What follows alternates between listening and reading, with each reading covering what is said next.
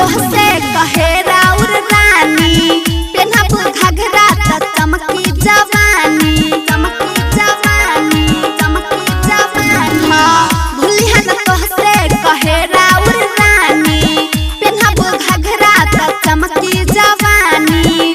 चुमा देहब भर पेट न लजाइब, रोवे लगी ए सैया रूप हम सजाइब, रोवे लगी ए सैया रूप हम सजाइब, रोवे लगी ए राजा रूप हम सजाइब, ए राजा रूप हम सजाइब,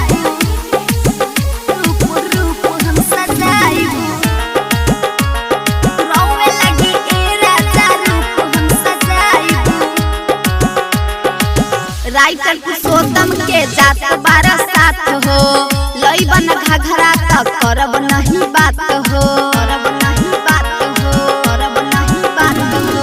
विकास प्रमोद के जात बारा साथ हो, रिया यादव के तू भूलिह न बात हो।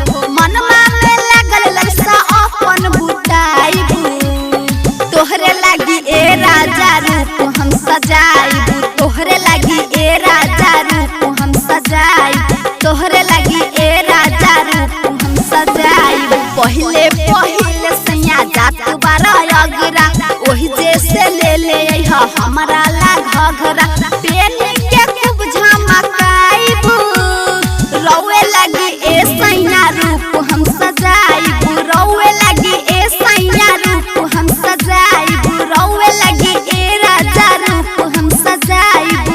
अखन अहाँ सब सुन रहल छी जय मां बिमला रिकॉर्डिंग स्टूडियो, शमसी बाजार, महतरी, नेपाल की